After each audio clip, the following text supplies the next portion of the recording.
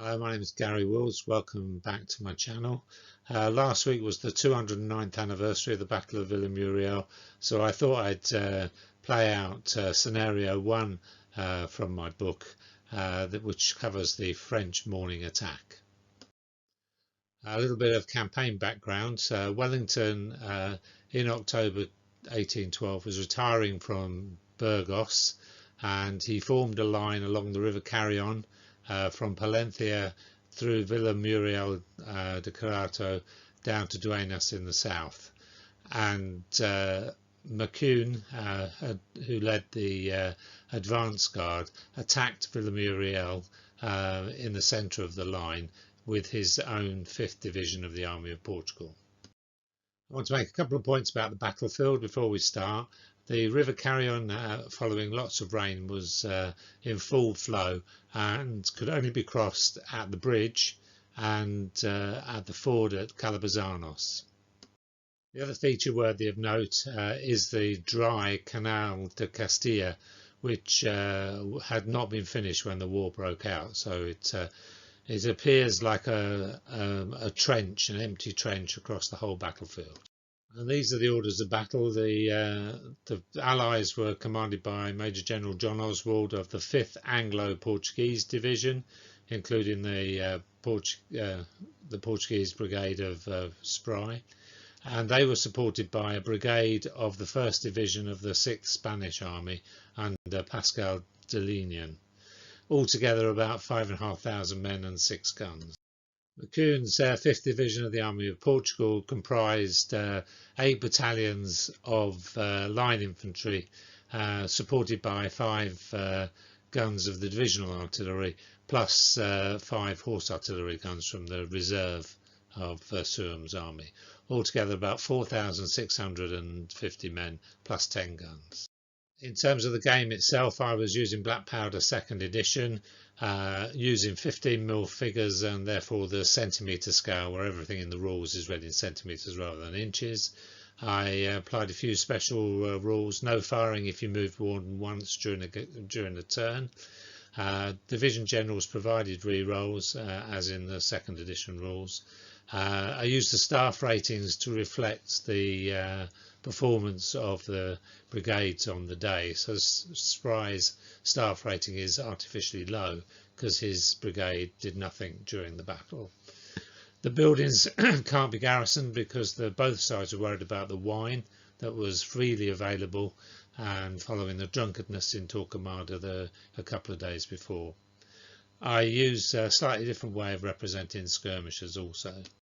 I deployed my skirmishers on these movement trays, 6cm movement trays, with 2 to 4 figures on each, representing realistically the frontage they occupied plus the depth. The scenario lasts 12 game turns from 9 in the morning, and the French move first. This scenario only covers the first half of the day, and to win the game, the French must get 1 or more unbroken brigades across the river with more than half of its units. Conversely, the Allies have got to prevent the French from filling their victory conditions. So this is a shot of the table as a whole, and I'm just going to give you a quick tour of the battlefield.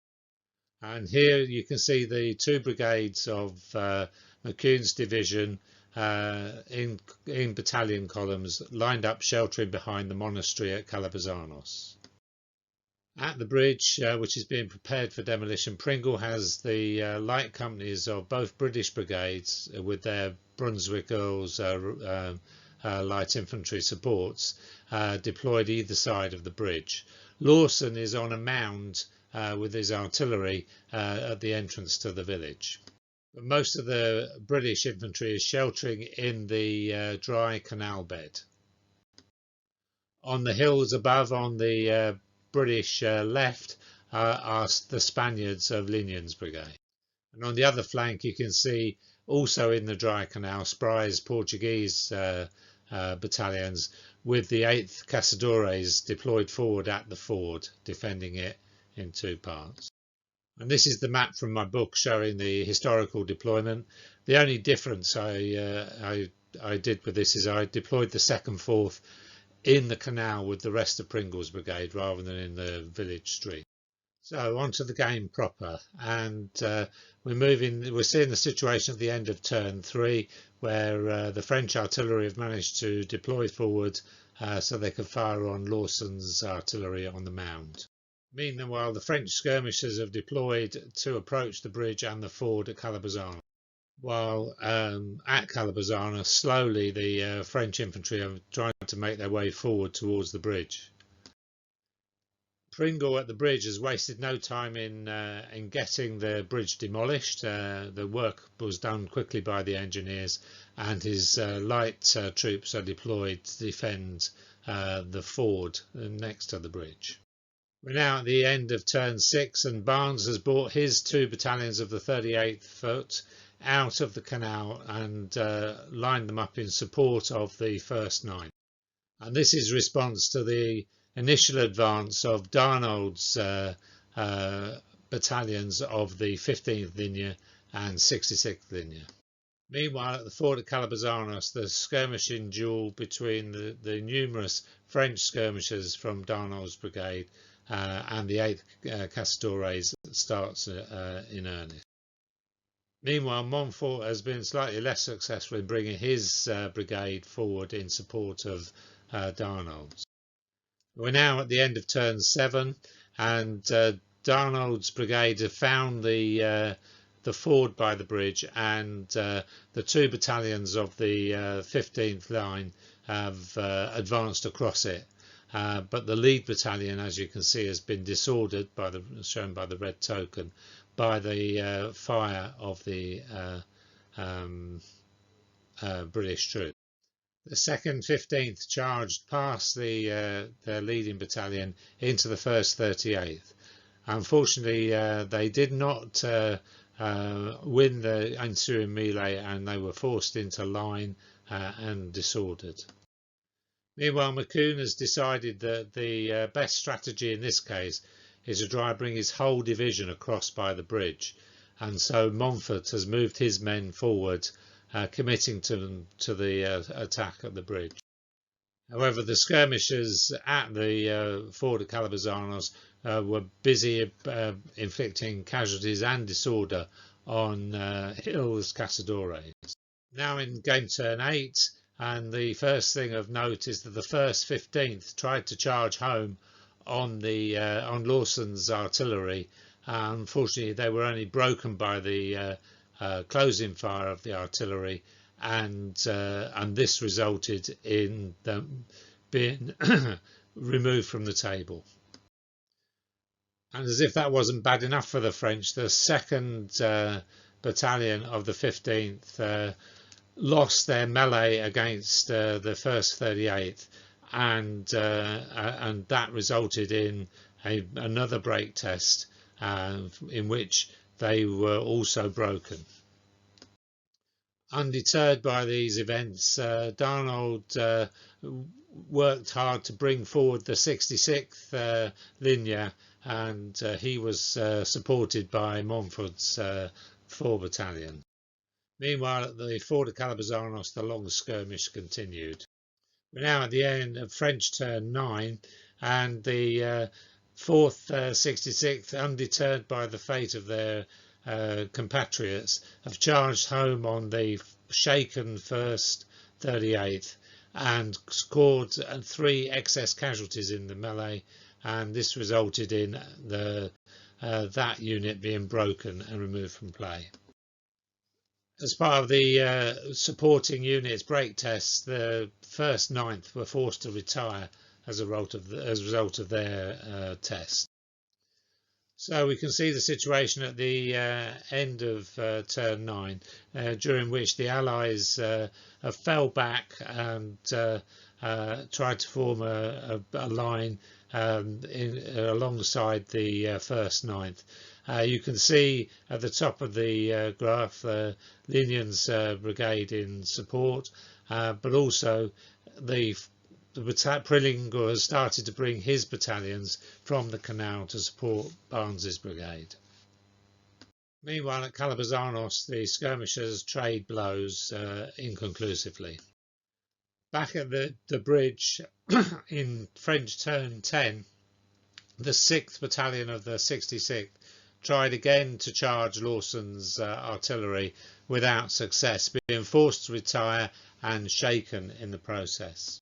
However, also on French turn 10, Montfort was able to bring his brigade across the ford, and of these battalions, the 4th Battalion of the 82nd line was able to charge home on Lawson's brigade and destroy it. We're now in French turn 11, and the significant thing that happened at the end of the Allies' turn 10 is their light infantry fire caused a further casualty on the 4th 66th, meaning that the whole brigade, the whole of Darnell's brigade, was now broken. However, the Montfort's brigade continued to fill the gap, and the 1st Battalion of the 86th line charged home on the 1st 9th and broke them.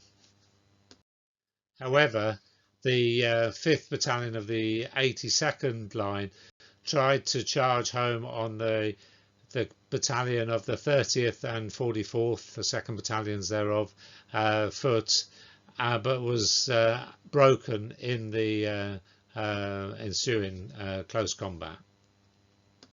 This photograph shows an overview of the action near the bridge, and there are holes now in both the lines of both sides. Meanwhile, at the ford of Calabazanos, the fight is effectively over, despite having inflicted significant casualties on Hill's Catadores. The breaking of their brigade means the skirmishers have to retire towards their own board edge. So during the other action during the French part of turn 11 was that the 2nd Battalion of the 86th line had charged in on the 2nd 38th, and the 2nd 38th had survived that contest, and which had forced the 2nd 86th into a disordered line.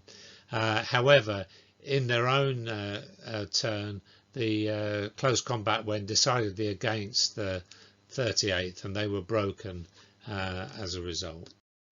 And this shows the situation at the end of turn 11, and you can see Pringle on the left hand side of the photograph bringing more of his battalions from the dry canal. In this, the unit visible is the 2nd 4th. Elsewhere you can see the British line is pretty tattered, but then so is the French. However, Lignon has started to advance down the slope towards the canal in order to lend whatever support he can. It's now the last turn of the scenario, and Montfort has managed to establish his brigade well and truly across the river, facing off against the British, who are hurriedly reorganising their line. During the French turn on 12, Lignon's Caçadores have been driven off by the French fire. Meanwhile, Lignon's brought his close order battalions to the canal's edge, and one of them has brought the 2nd 86th under fire and inflicted a casualty sufficient to shake them. Meanwhile, the fire of the 30th 44th Combined Battalion on the 1st 86th has also resulted in them being shaken. And the 2nd 4th have brought the French battalion on the mound under fire and causing them to have now 2 casualties. So the Montfort's brigade, despite being in a commanding position, is only 1 casualty away from being broken itself. And at Calabazanos, the French infantry continue their disordered retirement. So this shows the situation at the bridge at the end of the scenario, and you can see Montfort has established his brigade across the river via the ford. So reviewing the victory conditions again, 1 or more of the French brigades had to be successfully across the river with more than half its units for the French to win, and the Allies had just to prevent that from happening. And we have to say that the French just managed to do that. Having said that, the Allies were only one casualty away from breaking the Montfort's brigade at the end of the game, so it was a very tight scenario. Nevertheless, it was a French win. So that's it. That's the end of my 209th anniversary game of the Battle of Villamuriel. And this scenario has been very enjoyable and quite tense and very close at the end. And I hope you've enjoyed it as much as I did. And if you did, please like and subscribe in the normal way. And look out for my other videos on YouTube showing this battle, other scenarios from my book, plus also other battles, Lincelles and Venta del Pozo, also from the Peninsular War. I'll be making plenty more of these videos in the months to come, so please look out for them. Thanks very much. Goodbye.